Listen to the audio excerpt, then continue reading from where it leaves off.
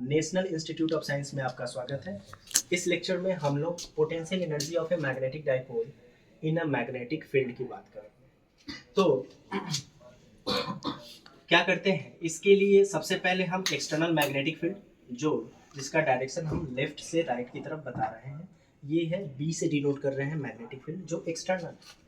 अब यहाँ पे इस एक्सटर्नल मैग्नेटिक फील्ड में हम एक बार मैग्नेट को लेकर, तो क्या होता है, इस बार मैग्नेट पे जो एन साइड ऑफ पोल है वो मैग्नेटिक फील्ड की दिशा में ही फोर्स लगता है उस पर, जबकि साउथ पोल में मैग्नेटिक फील्ड के उल्टी दिशा में फोर्स लगता है।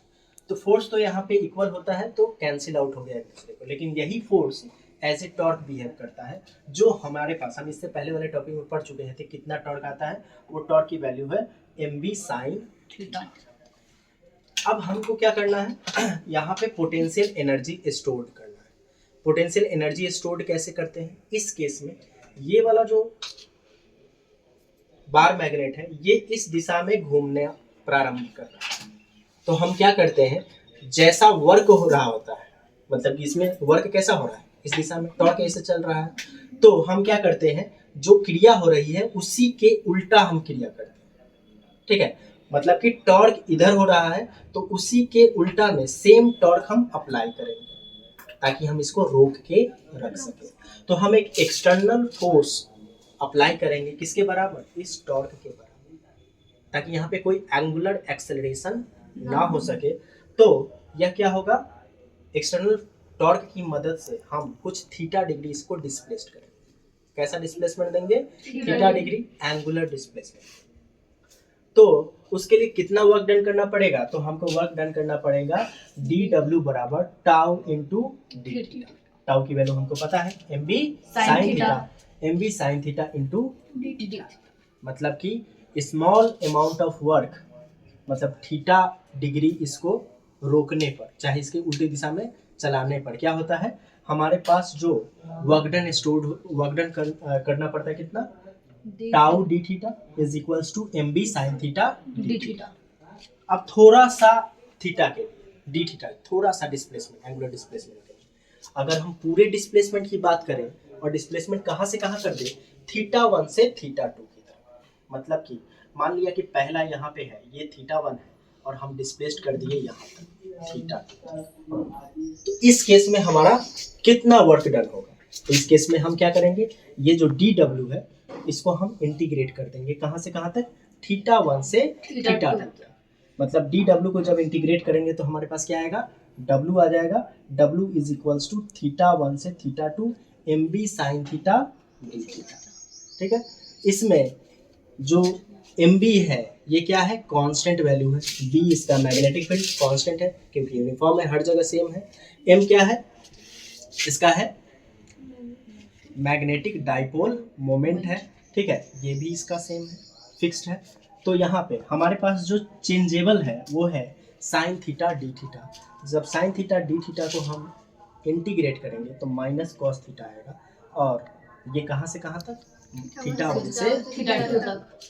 अब यहाँ से w इज इक्वल्स टू क्या हो जाएगा, minus mb cos theta 2 minus cos theta 1। ये इसका जनरल फॉर्म, कैसा है ये, जनरल फॉर्म है। मतलब कि हमको वर्क डन कितना करना पड़ रहा है, minus mb into cos theta 2 minus cos theta 1। अब क्या करते हैं, इस डाइपोल को एक स्टैंडर्ड डाइपोल की तरह ट्रीट करते हैं। मतलब कि एक इस तरह से हम करते हैं, सबसे पहले हम एक्सटर्नल मैग्नेटिक फील्ड ड्रॉ करते हैं। इस एक्सटर्नल मैग्नेटिक फील्ड में सबसे पहले जो डाइपोल है इसको मैग्नेटिक फील्ड के 90 डिग्री पे रखते हैं। कितना डिग्री पे, 90 डिग्री पे रखते हैं। तो यहाँ से क्या हो जाता है, जो थीटा 1 हो जाएगा वो 90 डिग्री के बराबर हो जाएगा, किसके बराबर, 90 डिग्री के बराबर। अब इसको थोड़ा सा हम इसमें क्या करते हैं, एंगुलर डिस्प्लेसमेंट करते हैं, जो कितनी वैल्यू होती है, थीटा 2 कहलाती है, कितना, थीटा 2। ठीक है, तो यहाँ से हमारे पास अब थीटा 1 के जगह पे 90 डिग्री जैसे ही रखेंगे, हमारे पास क्या हो जाएगा, u बराबर थीटा 1 के जगह पे कितना, 90 डिग्री, कितना हो जाएगा, cos 90 0, हमारे पास सिर्फ एक cos थीटा बचेगा। तो यहाँ से क्या हो जाएगा, w is equals to minus of M B cos theta, क्या होगा minus of M B cos theta, ठीक है।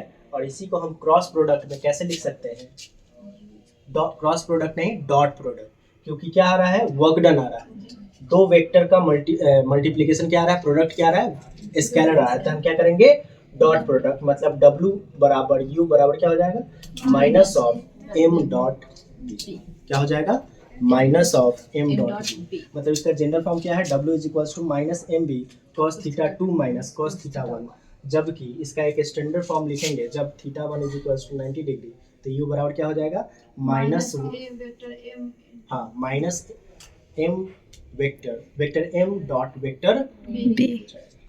इस तरह से हम क्या कैलकुलेट कर लिए, पोटेंशियल एनर्जी किसका मैग्नेटिक डाइपोल का, किसमें एक्सटर्नल मैग्नेटिक फील्ड में, कितना आया minus M B into cos theta 2 minus cos theta 1।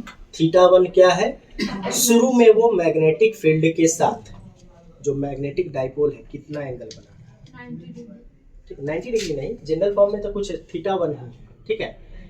और थीटा 2 क्या है, मतलब कि उसको जब हम एंगुलर डिस्प्लेसमेंट देते हैं तो कितना डिग्री एंगल बनता है, तो एंगुलर डिस्प्लेसमेंट देते हैं तो क्या है मैग्नेटिक फील्ड से कितना थीटा 2 बनता है। स्पेशल केस में क्या है, हम पहले जो मैग्नेटिक डाइपोल है उसको मैग्नेटिक फील्ड से 90 डिग्री एंगल पे रखते हैं, कितना डिग्री एंगल पे 90 डिग्री एंगल पे रखते हैं, फिर क्या करते हैं उस 90 डिग्री एंगल से कुछ थीटा उसको डिस्प्लेसमेंट देते हैं, कितना देते हैं थीटा डिस्प्लेसमेंट देते हैं, तब एंगुलर डिस्प्लेसमेंट देते हैं, तब जाके हमको क्या आता है u बराबर minus of M dot cos, ठीक है। थैंक्स फॉर वॉचिंग, आज के लिए।